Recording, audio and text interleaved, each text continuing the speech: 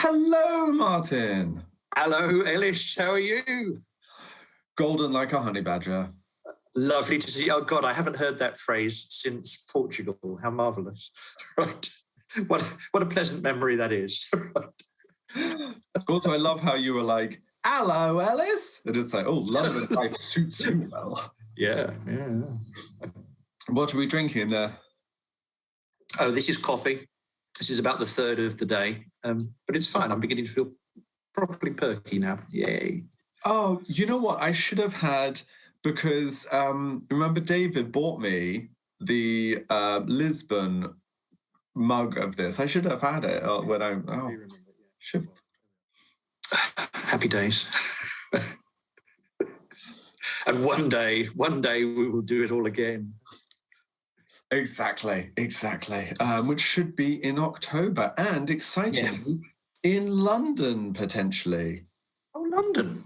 Okay, fantastic. Well, that's the height of convenience for me. Marvelous. Well, no, I do know that you're a lawyer. So I have two jobs. So one of them is being an actor, and the other one is running a law centre, which is a charity that gives free legal advice to people. And that has been, I assume, keeping you very busy during these COVID times. Very busy. I mean, I work 3 days a week at that, but it's been really tough. And there's a lot of people, really in a lot of trouble that need help from that. And we've been having to work remotely from our office as well. So there's been a whole lot of activity about setting people up with laptops and kind of remote cloud-based systems for working and all that sort of stuff. It's been a really, really busy and rather tough year. But we're still there and we're still doing it. I assume partly you also, on top of helping people legally, with legalities, probably there's a lot of emotional counselling you have to do with people. Well, there's certainly a lot that the law centre has to do with people. My role is slightly different because I run the place. I don't really do much direct work with clients at all. So that's all on my staff. But they do an incredible job, and I do get some of the emotional fallout from them, talking to them about it, and trying to keep everybody kind of energized and motivated. But they have it far worse than I do in terms of hearing some of the stories from clients that they have to deal with. What do you have any advice you would have given to Martin Lockdown 1.0 that Martin 3.0 now has? Really, I mean, I think this particular lockdown, the last one, has been much harder than the previous ones for me. But I don't think there's much one could have done to prepare for that, because I think one of the reasons for it was the kind of cumulative effect of having been shut away for so long. And then on top of that, it was cold and dark and it's winter and all the rest of it, and that makes a big difference. So you've lost all of your energy and there's very little to kind of help you keep going. So that's really hard. It's been a tough year. It really has. I think for everybody. And for the film, we would have, we would have finished making the film by now if we'd been able to. And it's, those plans have had to be put back a couple of times now. Yeah, that's true. We were supposed to April 2020. We were going to be in Gay Paris, and the film was so excited because they were like, and you should be getting a day off where you can all enjoy. Because I remember they had messaged saying that I will potentially have 2 days off in filming, and would I like for them to get my husband out so we can have 2 days in Paris? And it was just. All sounded so perfect. Yeah. And then COVID. Yep. Well, and now London. We have London to look forward to. Exactly. Do you think, while we haven't necessarily got to act that much over the past year something, do you think people are going to come back stronger in terms of acting? Because sometimes coming through adversity in life just weirdly slots into place in terms of understanding acting better. Do you think that's going to happen? I mean, maybe it'll happen for some people and then maybe it won't for others. I think different people will have been affected in different ways by this. So one of the things that we will have to do, I think, is take a lot of care of each other when we all do get back together, because people won't have had consistent experiences and they won't all have responded to what's happened in the same way. And I think we just have to kind of feel each other out about that, rather than just assuming that everything is as it was back in, the autumn of 2019. Very, very true. I will try and control my ball of sunshineness that even in Portugal, I see Droba at 7 in the morning in the van could get grated for some people. Oh my God. Everybody just in the very, very early morning sitting there half awake, just shut up, Ellis. Ellis, just be quiet. But yes, but I will try and both be emotionally helpful to people when we are back together again, and also try to, as you wisely said, remind myself that some people might have had exceptionally hard times, and my joyousness might just be a little grating at that moment. We should see. We shall. Yeah. In terms of other questions, have you managed to do much acting since we spoke last? Not very much. I mean, there have been some online murder mysteries. Christmas is always a fairly busy time for those anyway, so that was quite fun. And yeah, I've done a fair old few of those, but otherwise, precious little, really. I'm working on something at the moment, though. I am working on a geolocated audio drama at the moment. Yes, you may very well look incredulous. No, that was that was me going. Well, I mean, I had this idea for it, and then when I started to research it, it turned out that a whole bunch of other people had also had this idea before me. But I don't think anybody's done it as a drama before. They've kind of done it as guided walks and so on. So the idea is, you know how you can get you can get a sort of podcast app or something like that, and you have with headphones, and it will guide you around a tour, and it will talk to you while you're walking around. Mm-hmm. But you can also do that with things, sound files that are triggered by GPS coordinates. So basically, you have an app which recognizes where you are with GPS. And when it knows you're in a particular location, it will play you a particular sound file. So you don't have to have it all in one continuous recording. And it doesn't necessarily need to be sequential either. So the idea is do that, but make it a story. So it's immersive, and there, you know, the person can be in the location where the story is happening. And the process of being there and moving between locations is part of the narrative. So that's what I'm doing. That sounds amazing. It's almost like the holodeck of Star Trek, that you get to have this whole story built around locations in London, and you could be right in it. That's the idea. I've never heard of anyone do that. Well, it has been done, but as I say, I think pretty much it's been done as tour walks. So, you know, people who will kind of explain to you the history of what you're looking at or something like that. But yeah, so with any luck, within a few months, that will be available to do. You'll be able to download it on an app near you and just go and do it. That's so cool. Oh, I am so proud of you. Congratulations. By October, oh my God, if people are coming to London in October, you can do it. We could all go as a group together. That would be awesome. Yes, please. I'd love it. Oh, that would be really fun. Yeah. Okay. No pressure then. Yes, the entire cast and crew will be judging you, so make sure they'll be going, oh God, this is dull. What? There was a time where museums were all like that as well. You used to go around any kind of big museum in a city, some places like the Jorvik Centre in York, or there's a Robin Hood experience somewhere in Nottingham. And nearly all of those places would have some kind of narrative, and usually had the voice of Roy Kinnear. Don't know why. They just thought he was historical, I guess. And this weird smell. And I think they probably get it in canisters to spray around. And it's like, it's the smell of history. And weirdly, the smell of history applies throughout history. You know, anywhere from the Victorians backwards have the same smell, which is just the smell of history. And I've always wanted to try and find out, actually, where they get that smell from. Did you ever see The Woman in Black? No, I've not. I've seen the film. Which is fantastic.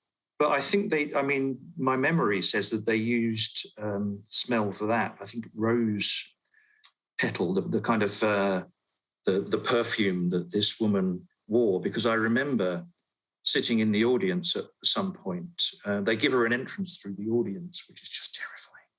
And you could smell roses before you heard this rustle of crinolines behind you, and she suddenly appears, and you leap about 10 feet in the air. Yeah, I'm sure that had smell.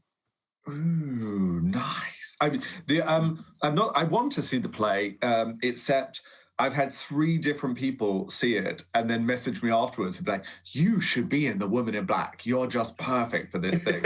And now I'm like, well, I can't watch it now because it'll taint my performance. Don't be silly. Like I pay attention to what other people do. Ridiculous. Besides, Ellis, it's never coming off, so you might as well go and see it. Very true. I want to be Richard II so badly that I've just desperately avoided ever watching a Richard II. So I'm not influenced on any level by it. But I'm almost getting to the point where I'm getting a little too old for Richard II. So maybe I'll be bitter and 50 one day and watch it and be like, oh, I would have done better. Botox and 50. Oh, yeah. Well, Lucilius is aging. Yes. No longer youthful. What's that thing from Brazil when you try out that thing? Oh, I don't know. You don't know Is that bees? Is it like a killer bee or something like that they use? No, the Terry Gilliam Brazil. Sorry. I thought you were talking about some kind of facial procedure from Brazil, but you're not. You're talking about the film Brazil. Yes, that. Yes. Okay. Now I understand. Yeah. No, I would never have any form of plastic surgery or anything like that. Like, it's lovely to pretend that one day I'll get like butt fillers and finally have an ass I like, but it's the part of my body I don't like. Really? But it's a good job it's behind you then, right? Yes, I don't have to see it. But I've just got used to, like, I hated my nose as a kid because I have such a big nose. And I was teased for it, but I've become comfortable with it. I'm like, this is me, and also I was never a pretty boy, so it's not like I'm desperately trying to hold on to my non-wrinkled beauty. But yeah, I don't. And plus, I don't get why actors do so much Botox, and it's like your face, the thing you act with. Why are you risking paralyzing it? I mean, that's the thing. I've never done drugs. I eat pretty healthily. I have always exercised. So, except when I was a fat kid. So I think I'm doing okay. I'm personally, I was being ironic, but that's fine. You do you. Oh, well, I mean, I'm envious of your skin. Like, I have this dry skin. You look like you have almost no wrinkles whatsoever, and I'm very envious. Look how vain we are. Film actors. This is what we do. Sorry, yes, we should. Sorry, I'm completely detouring away from everything, but it's lovely. I mean, I think this speaks volumes to our little Misanthropos family because we just all really get along and really enjoy each other and miss seeing each other. You really build like a very strong bond. Okay, let's try and do a quick fire. You get 1 word or like 2-word answers. And I was just asking questions about the film upcoming to see what you say. Who are you most excited to see in London in October?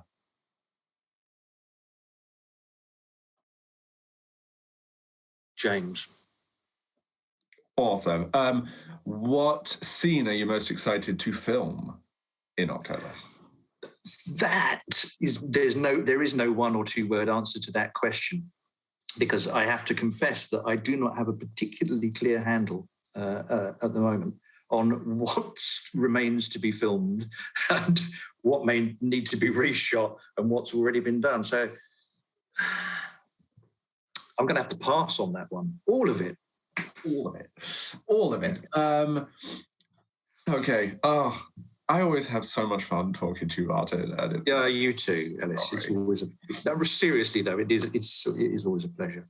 Oh, you roll on October, and I think we may be doing some rehearsal at some point in the summer.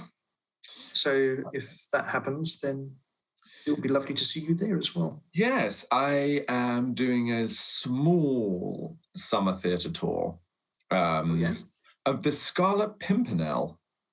Really? And I am here. Is he in heaven? Is he in hell? No, here's the Scarlet Pimpernel.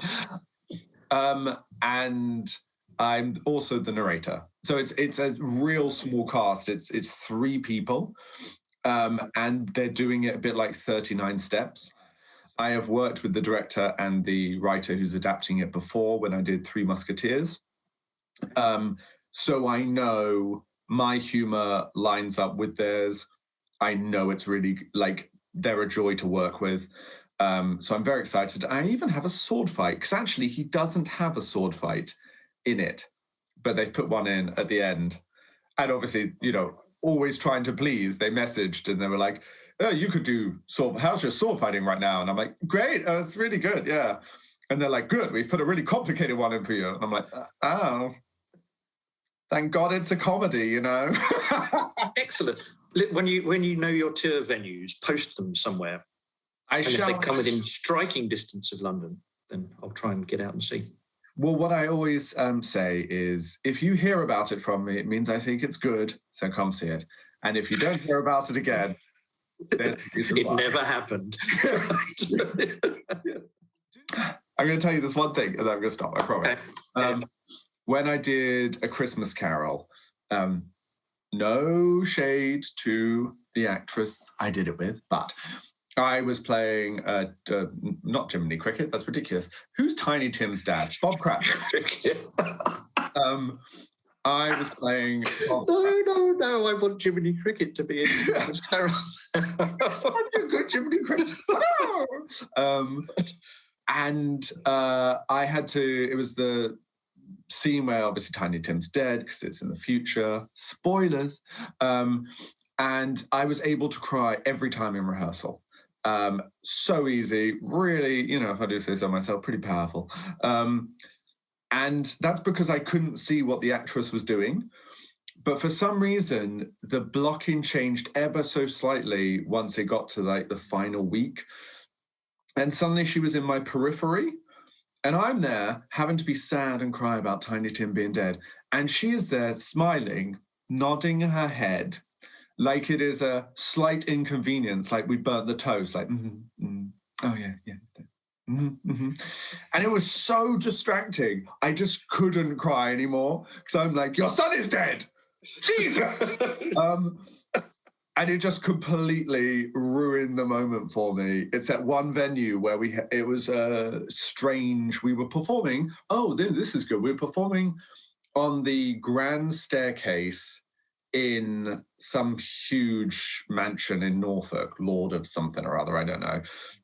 They hired us because it's their Christmas. They always do a Christmas play, and you have to do it on the steps, no matter how it is complete. I mean, they're huge steps, but nonetheless, it's not really a stage space. And we had to quickly reblock everything, and she was no longer in my periphery. So I was able to cry those 2 nights, and I was like, good. Start off, you're awful. Falling on the flight of steps sounds interesting but dangerous. Oh, I mean, it was one of those, step, step, step, huge plateau, step, step, step. Oh, flat bit. Oh, okay, yeah. I mean, it gorgeous, and then and they also required us to rebuild our set so it could open up at intermission, so everyone could walk up the steps to the mince pies and mulled wine and all of that, and a giant Christmas tree. And I do mean giant. Yeah, I mean, they paid well, but my goodness, they asked a lot. And we in fact, for those 4 days, we were at the butler's quarters of this giant chateau. I don't even wish I could remember, something hall in Norfolk. No idea. No, the Lord was not there. I've met. Lord was not there. Who are you people, and what are you doing in my house? With it just comes out with a lantern. Who are you all? No, I've previously, when doing summer tours open air, I've met 3 lords that way, because you're in the grounds of their house and they come out. And I mean, honestly, all 3 of them just one in your head. They are the stereotypical, what you would imagine someone in the House of Lords to be, with, they're always drunk. One of them would they had I think one of the prime ministers was his ancestor or something. I don't know. This is a bizarre tangent. Sorry, not a very good story. Lords I have met. Yeah, I've not kept count really in any meaningful way of the lords that I have met. So I can't really tell you very much about them. Would you want to be a lord one day? No, God, no. What for? So you can, without shame or irony, walk around with a lantern and be like, "Who are you people?" Just all the time. I could do that without being a lord. I think, mate, what you need is a lantern, right? Martin, please promise me next time you open the door for the post, have a lantern. I'm going to. I'll greet you that way the next time I see you. That would be amazing. I would love that. I cannot wait. Well, thank you so much, Martin, for our lovely, hilarious catch-up. But I'm not really sure we talked much about the film, but we had a blast. And it speaks well to the bond everyone has formed during our film. Great pleasure, Ellis. Lovely to speak to you as well. Thank you. You have a lovely rest of your day. Yeah, you too. See you now. Bye. Hello.